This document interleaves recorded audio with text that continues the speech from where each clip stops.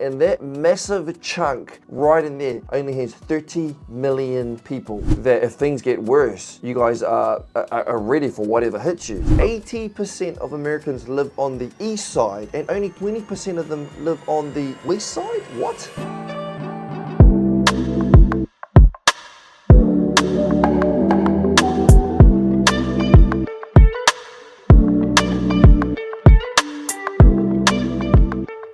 Is a map of where you, me, and all the 7.8 billion other humans on the planet currently live. It shows two totally different and separate realities experienced on our planet. The inhabited, populated world made up of cities and settlements of people where nearly all of us watching this video live in, and where nearly everyone you've ever met or heard of exists in.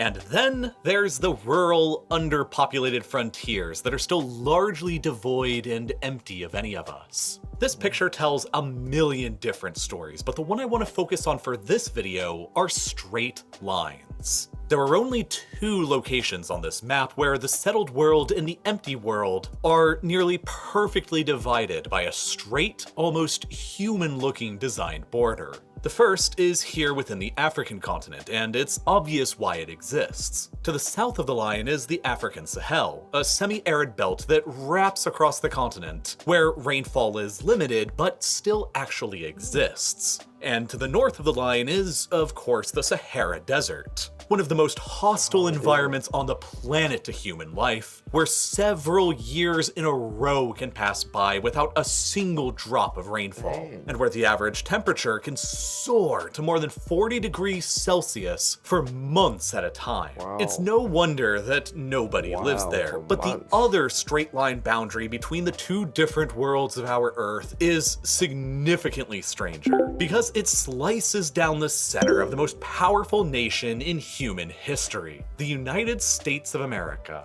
If you zoom in more closely on it, you'll notice that this sharp division between populated America and unpopulated America follows a nearly vertical line south to north, immediately to the west of many major population centers like San Antonio, Austin, Fort Worth, Oklahoma City, Wichita, Lincoln, Omaha, Sioux Falls, Fargo, and up to Winnipeg in Canada. These are the cities that quite literally mark the boundary of the North American frontier, a fact that becomes just as obvious when you switch out the population density map for a satellite view of the United States at night. Wow, to the east of these frontier cities is a nearly continuous chain of lights, all the way to the Atlantic Ocean and the eastern seaboard. And to the west of them is but a sea of darkness, with only scattered islands of light and civilization. If you drive from the east to the west across this invisible line at any point, you will immediately notice the sharp difference in the distances between communities, gas stations, and general stores. In general, this invisible line separating the more developed east from the more rural west follows the 98th meridian of longitude, and it sharply divides the American population in half. An overwhelming 80% of all Americans, some 260 million people, live to the east of this line. And that means that the remaining 20%, or just about 1 in 5 Americans, live to the west of the line. An enormous stretch of territory that... 80% of Americans live on the east side and only 20% of them live on the west side? What? I think he said something along the lines of 260 million people live on the east side. I had no idea about that. None. 80% to 20%? Actually makes up the majority of America's land once you factor in Alaska. And weirdly, this empty part of the United States to the west of the line where only 1 in 5 Americans live includes the entirety of California, the single most populous state in the country that's home to even more people than Canada. But California is the enormous exception to the overall rule, because with nearly 40 million people, it alone accounts for around 60% of the entire American population west of the line straddling the 98th meridian. But of course, it gets even stranger because most of California's population lives within the westernmost fringes of the state, near to the Pacific Ocean. If you draw a separate line from San Diego in the south across the US West Coast through to Portland and Seattle in the north, you would find that there's around 50 million Americans who live within the narrow coastal plain between the Pacific Ocean to the west and the Cascades and Sierra Nevada mountains to the east. An isolated, albeit lengthy pocket of civilization surrounded by the darkness. Between this pocket and the 98th Meridian exists a vast stretch of the American interior that covers about 1/3 of all the land in the United States and is just a little smaller than the entire European Union. It encompasses the entirety of 8 US states and a significant amount of territory from 9 more. And yet, throughout this vast expanse of land is only a mere 30 million people, or just about So 250 million Americans on the east side, 50 million from California all the way up to Seattle. That is absolutely insane. And that massive chunk right in there only has 30 million people. 9% of the American population. To put that figure into context, that's a number of people that is comparable to just the population of the greater New York City metropolitan area on the US East Coast. And then there's the fact that the vast majority of those 30-some-odd million people live within just a handful of urban oases scattered across the darkness. Around 1/3 of them simply live within just 3 of these oases: Phoenix, Denver, and Las Vegas. More than half of them live within just the top 8 largest oases, including those largest 3 plus Salt Lake City, Tucson, Albuquerque, El Paso, and Boise. When excluding just these 8 urban oases, the rest that remains throughout the area is home to less than 15 million people, around the same number of people who live within just LA and Orange counties in Southern California. The vast majority of this huge landscape is almost utterly devoid of any human life and civilization, and it represents one of the emptiest landscapes anywhere on the surface of the 21st century Earth. As a result, the line that divides America's heavy population in the east from its nearly empty population in the west can and has been seen in thousands of different maps depicting all kinds of different, seemingly unrelated realities within the United States. And you've almost certainly seen one before and probably never even really thought about why it exists. Here it is clearly seen in the average distance from a McDonald's within the United States. Here it is again seen pretty clearly in the linguistic divide in the country between those who are more likely to refer to this insect as a firefly or a lightning bug. And here it is again in a map that doesn't even have anything at all to do with humans. It's just a map showing the diversity of tree species within the US, where the line is once again pretty clearly visible, with significantly less variety of tree species to the west of it. Even plants follow the unspoken law of this line. So what the hell is actually going on here? Why does this invisible, linear law of nature that decides so much about American society and civilization exist in the first place? To answer that question, we need to go back a few decades to the first man who ever noticed the line's reality, all the way back in 1878. John Wesley Powell. Powell was a geologist and an explorer of the American West, and the second director of the United States Geological Survey. As he passed from the east to the west, he noticed that the variety of plant species gradually diminished to the point of being nearly non-existent. He determined that this was the case because it simply rained more in the east than in the west. And the line he drew to mark the boundary between the more wet east and the more arid west was the 100th meridian line of longitude here, which was more or less correct. When you look at a modern map of annual rainfall levels within the United States, you can also more or less spot the 100th meridian line that Powell identified. As you move westwards across North America, annual rainfall decreases dramatically. Dallas to the east of the line receives 38 inches of rain a year, while Abilene over to the west of the line only receives 26 inches, and Midland even further to the west only receives 15 inches. This is a pattern that repeats itself all the way up and down the line as well. Oklahoma City gets 33.5 inches of rainfall, while Amarillo to the west only gets less than 20. Wichita in Kansas gets 34 inches a year, while Dodge City just a bit over to the west only receives 19.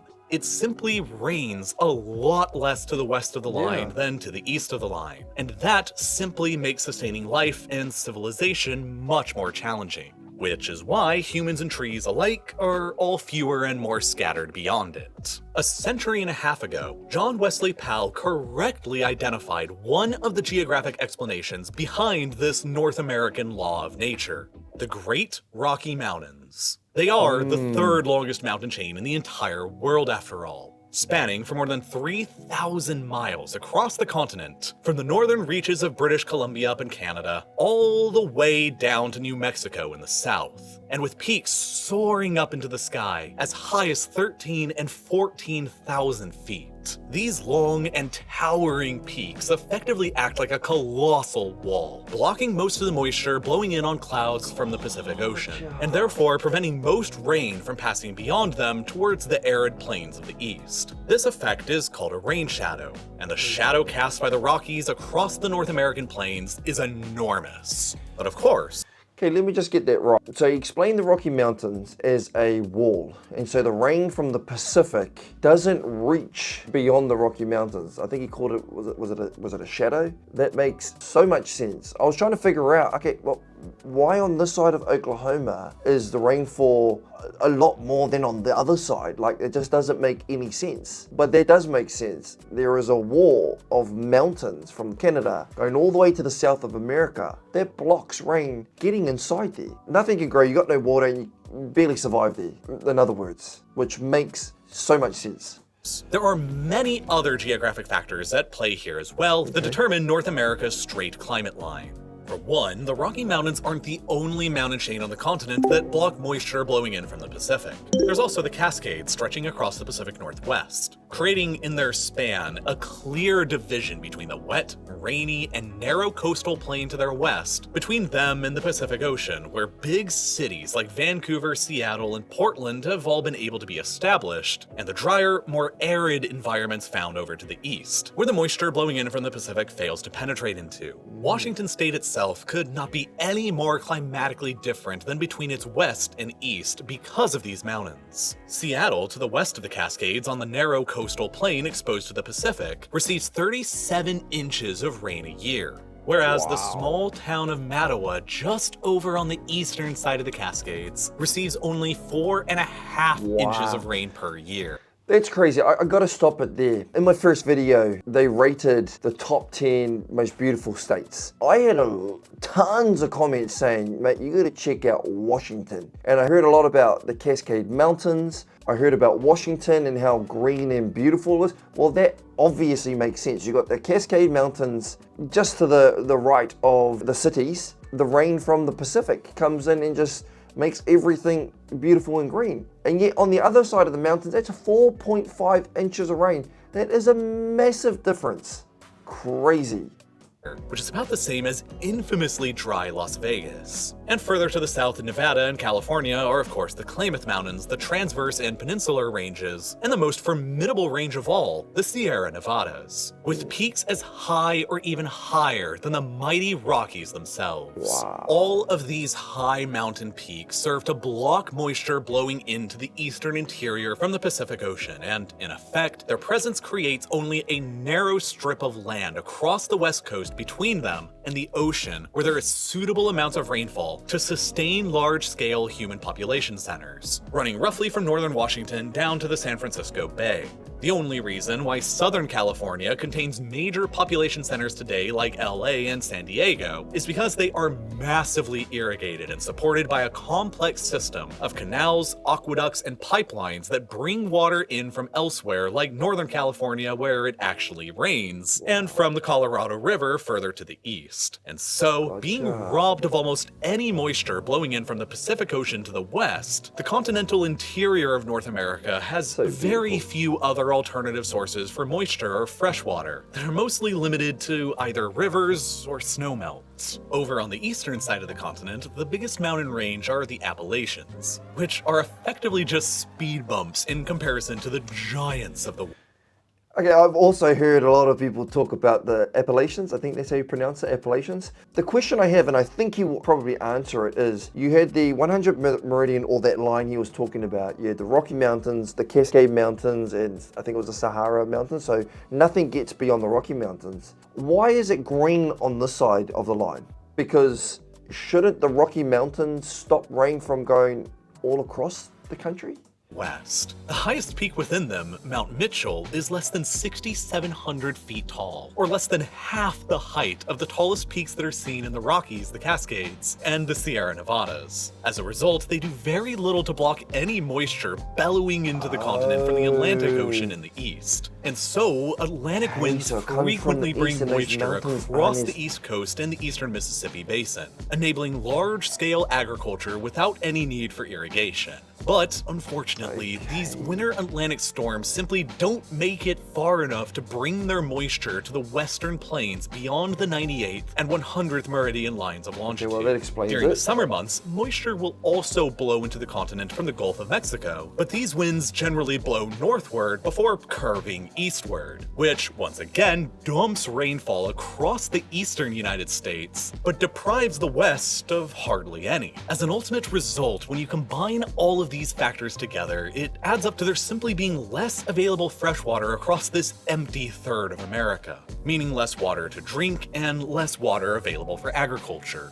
Farms to the west of the 100th meridian nearly always require more complex irrigation practices, since they can't rely on reliable rainfall as much as the farms over to the east. And as a result, the farms west of the line are larger and less productive than those to the east of it, simultaneously taking up more available space while feeding less of a population base, and consequently leading to significantly lower population densities. Even the different kinds of crops grown on each side of the line are often very separated. To the east of the line, where water is more plentiful, thirsty corn is the more dominant crop chosen to be grown by farmers, whereas to the west of the line, where water is significantly more scarce, drought-resistant wheat is the preferred crop of choice instead. But most alarmingly of all, however, is the fact that it appears the line dividing the wet and dry halves of North America is increasingly shifting further and further to the east as the global climate continues to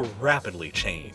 A century and a half ago, back during John Wesley Powell's time, when he correctly identified the 100th meridian as the approximate boundary, the line has steadily shifted eastwards to around the 98th meridian today. And it appears to only be continuing further with this eastward migration, which will begin dramatically affecting the climate of all of America's frontier cities, from San Antonio in the south to Fargo in the north, which will all begin seeing less and less reliable rainfall as the century progresses, with all of the accompanying economic damages that'll entail. More and more farms within this area will begin being forced to adopt irrigation techniques, and many will fail or be forced to consolidate with other farms outright. Many will have to abandon growing thirsty crops like corn and switch to more arid-friendly crops like wheat. And all of this is even more problematic when you consider that the American West is already going through what is likely the worst drought the region has seen in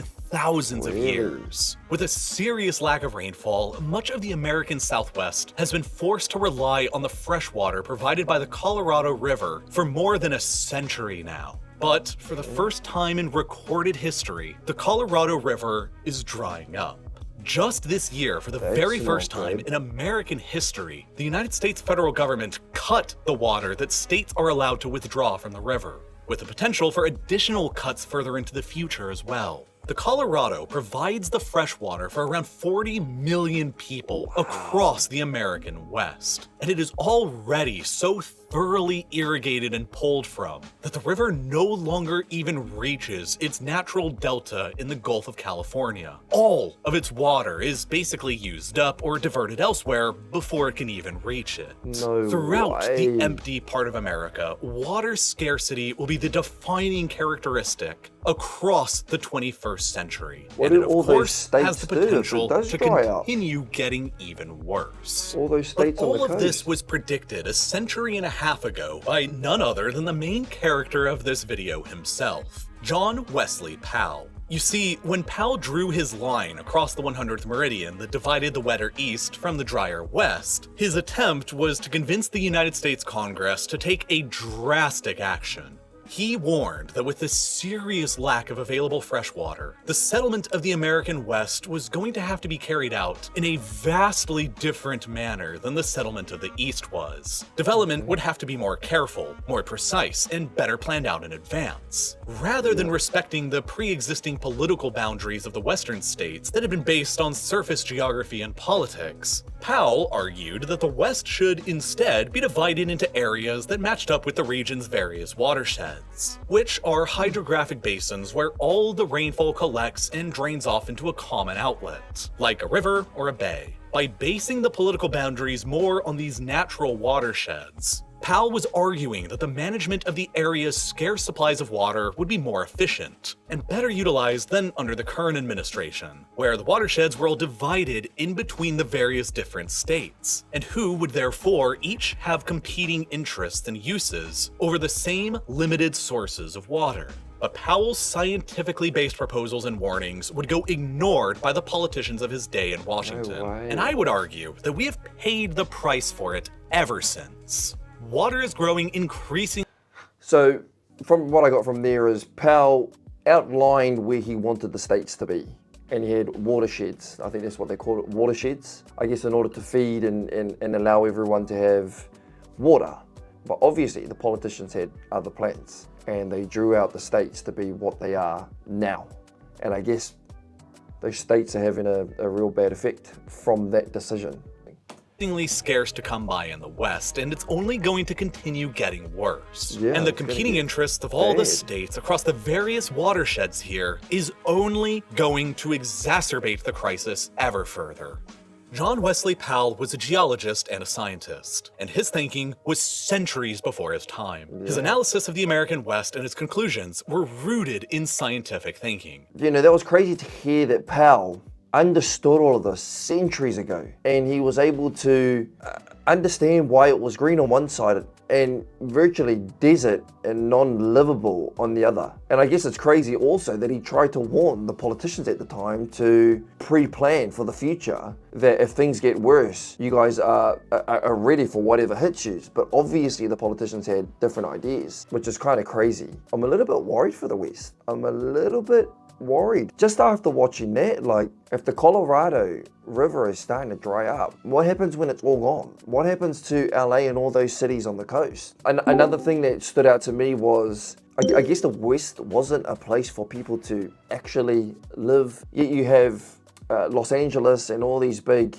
cities in California that were able to make it happen. I also found interesting, in my last video, someone corrected me. I made a comment that inside Australia is just straight desert. And I made the comment that, you know, America as a whole, even in the middle, you guys have people. And the lady said, no, that isn't correct. There are a lot of places inside America that, like, no one lives there. And this video helps me to understand exactly that, but not only that, why that is. That's a crazy thing about America. One invisible line splits the country and it completely changes where people live. You have one side, packed cities, highways, and then on the other side, you have wide open spaces and only a handful of towns. Like, that's crazy. Geography shaped the whole story of the way America is right now. What about you? Let me know what stood out to you the most in this video. Also, do you live on the busy east side, the wide open west side, or somewhere